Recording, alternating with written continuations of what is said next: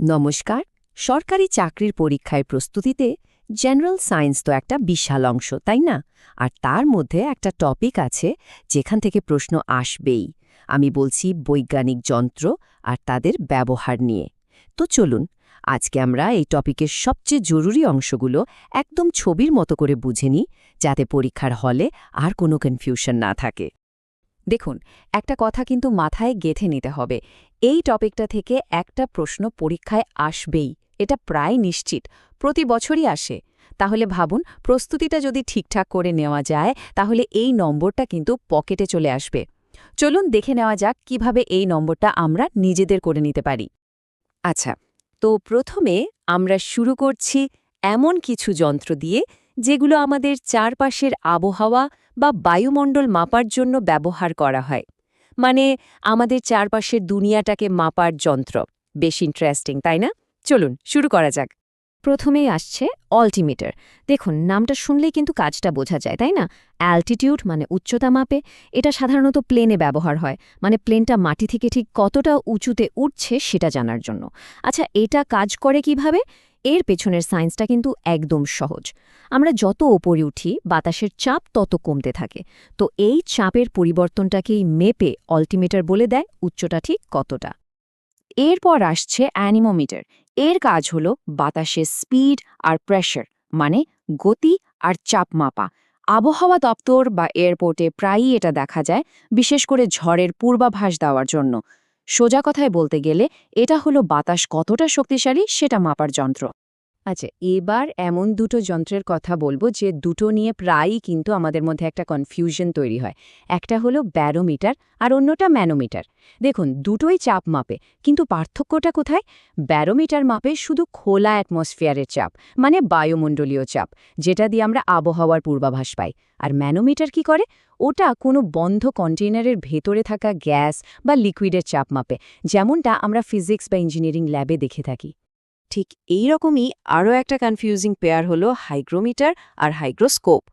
দুটোই আর্দ্রতা বা হিউমিডিটি নিয়ে কাজ করে, কিন্তু হাইগ্রোমিটার বাতাসের ঠিক কতটা আপেক্ষিক আর্দ্রতা আছে তার একটা সঠিক মাপ বা কোয়ান্টিটেটিভ রিডিং দেয়। আর হাইগ্রোস্কোপ ওটা শুধু বলে দেয় যে বাতাসে আর্দ্রতা আছে কিনা বা সেটা বাড়ছে না কমছে। মানে ওটা শুধু একটা ইঙ্গিত দেয়, কোনো পারফেক্ট মাপ দেয় না। তো একজন মাপছে আর একজন শুধু ইশারা করছে, এটাই মূল পার্থক্য। বায়ুমণ্ডলের যন্ত্রগুলো তো দেখা হলো, চলুন এবার আমরা ডুব দিই ফিজিক্সের আর একটা খুব ইন্টারেস্টিং জগতে, তড়িৎ আর চৌম্বকত্বের জগতে।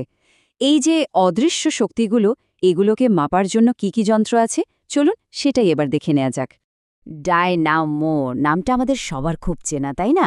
ছোটবেলায় সাইকেলের চাকায় লাগানো ডায়নামো অনেকেই দেখেছি। চাকা ঘুরলেই লাইট জ্বলে উঠত। তো ওটাই হলো ডায়নামোর সবচেয়ে সহজ উদাহরণ। এর কাজটাই হলো মেকানিক্যাল এনার্জি বা যান্ত্রিক শক্তিকে ইলেকট্রিক্যাল এনার্জি বা তড়িৎ শক্তিতে বদলে দেওয়া। কিন্তু প্রশ্নটা হলো, এটা কিভাবে হয়? মানে যান্ত্রিক শক্তি কিভাবে তড়িৎ শক্তিতে বদলে যায়?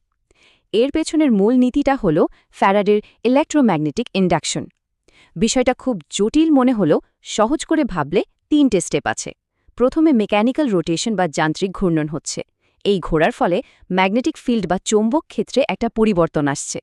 আর যেই এই পরিবর্তনটা হচ্ছে, অমনি তৈরি হচ্ছে ইলেকট্রিক কারেন্ট বা তড়িৎ প্রবাহ। ব্যাস, এভাবে মেকানিক্যাল এনার্জি থেকে তৈরি হয়ে গেল ইলেকট্রিক্যাল এনার্জি।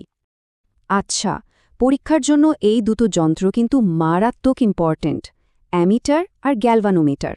অ্যামিটারের কাজ হলো ইলেকট্রিক কারেন্ট মাপা, আর এটাকে সার্কিটে সবসময় সিরিজ কানেকশনে লাগানো হয়। অন্যদিকে গ্যালভানোমিটার কি করে?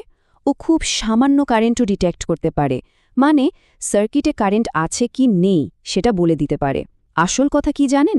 এই গ্যালভানোমিটারই হলো আসল জিনিস।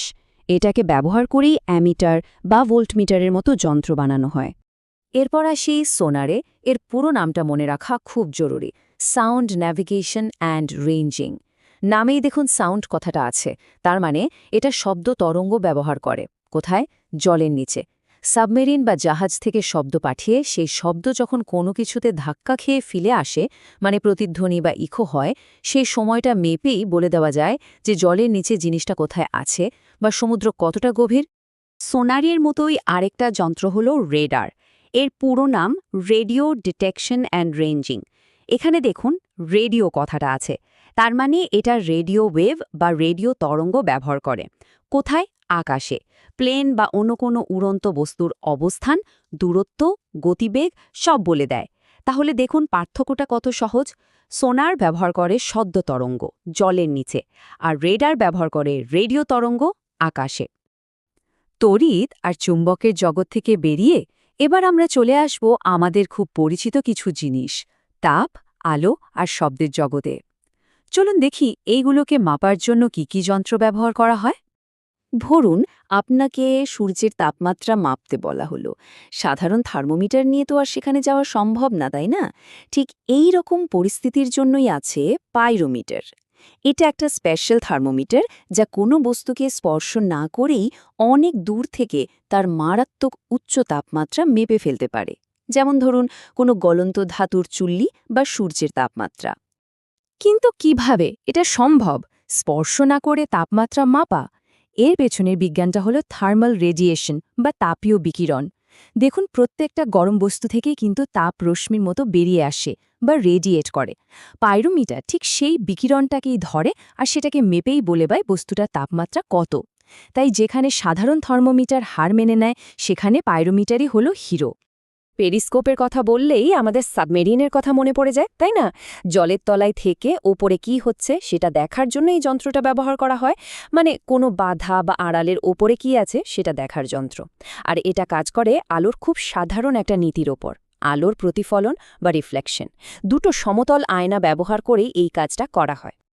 আচ্ছা, বাইরের দুনিয়ার অনেক যন্ত্রের কথা তো হলো, এবার চলুন এমন কিছু যন্ত্রের কথা জানি যেগুলো আমাদের নিজেদের শরীর আর জীবনকে বুঝতে সাহায্য করে। হ্যাঁ, আমরা এবার ঢুকছি মেডিকেল আর বায়োলজিক্যাল ইনস্ট্রুমেন্টসের জগতে। এখানে আমরা খুব তাড়াতাড়ি কয়েকটা খুব জরুরি মেডিকেল যন্ত্র দেখে নেব। ডাক্তারের গলায় যেটা ঝোলে মানে স্টেথোস্কোপ, ওটা দিয়ে হার্ট আর লাংসের সাউন্ড শোনা হয়। স্ফিগমোম্যানোমিটার, নামটা একটু কঠিন হলেও কাজটা খুব সোজা, ব্লাড প্রেশার মাপা। এন্ডোস্কোপ হলো সেই যন্ত্র যা দিয়ে অপারেশন না করে শরীরের ভেতরে দেখা যায়। আর ইসিজি মানে কার্ডিওগ্রাফ আমাদের হার্টের ইলেকট্রিক্যাল অ্যাক্টিভিটি রেকর্ড করে। বিজ্ঞানী জগদীশচন্দ্র বসুর একটা বিখ্যাত উক্তি আছে এখানে। তিনি ক্রেস্কোগ্রাফ নামে একটি যন্ত্র আবিষ্কার করেছিলেন। ভাবুন একবার, এই যন্ত্রটা গাছের অতি সামান্যতম বৃদ্ধিকেও মেপে ফেলতে পারত। আর এই যন্ত্রের সাহায্যেই তিনি গোটা বিশ্বকে দেখিয়ে দিয়েছিলেন যে হ্যাঁ, উদ্ভিদেরও প্রাণ আছে। দুধে জল মেশানো আছে কি না সেটা বোঝার জন্য যে যন্ত্রটা ব্যবহার করা হয় সেটাই হলো ল্যাক্টোমিটার। এটা আসলে দুধের ঘনত্ব বা ডেনসিটি মাপে। যদি জল মেশানো থাকে তাহলে ঘনত্ব কমে যায় আর যন্ত্রটা সেটা ধরে ফেলে। আর এটা কাজ করে বিখ্যাত আর্কিমিডিসের নীতির ওপর ভিত্তি করে। তো আমরা অনেকগুলো যন্ত্র নিয়ে আলোচনা করলাম। এবার সময় হয়েছে একটা কুইক রিভিশনের। পরীক্ষা ঠিক আগের মুহূর্তে চোখ বোলানোর জন্য এই অংশটা কিন্তু খুবই কাজে দেবে। একদম রেডি হয়ে যান। চলুন ঝটপট দেখে নিই। পাইরোমিটার, উচ্চ তাপমাত্রা, নীতি কি? Thermal radiation. ডাইনামো, যান্ত্রিক থেকে তড়িৎ শক্তি। নীতি? Electromagnetic induction. সোনার, জলের নিচে ব্যবহার করে শব্দ তরঙ্গের প্রতিধ্বনি। রেডার, আকাশে ব্যবহার করে রেডিও তরঙ্গের প্রতিফলন। ল্যাক্টোমিটার, দুধের বিশুদ্ধতা। আর্কিমিডিসের নীতি। ক্রেস্কোগ্রাফ, উদ্ভিদের বৃদ্ধি। আর স্ফিগমোম্যানোমিটার, রক্তচাপ। এবং অল্টিমিটার, উচ্চতা। একদম ক্লিয়ার? আমাদের আজকের আলোচনা তো এখানেই শেষ হলো, কিন্তু যাওয়ার আগে একটা প্রশ্ন রেখে যাচ্ছি। এতগুলো যন্ত্রের কথা তো আমরা জানলাম, আপনাদের কি মনে হয় কোন যন্ত্রটা আমাদের আজকের আধুনিক সভ্যতাকে সবচেয়ে বেশি প্রভাবিত করেছে, আর কেন? উত্তরটা অবশ্যই ভাববেন, কারণ শুধু তথ্য মনে রাখা নয়, এই ধরনের অ্যানালিটিক্যাল চিন্তাভাবনাই কিন্তু আসল পরীক্ষায় আপনাকে বাকিদের থেকে এগিয়ে দেবে।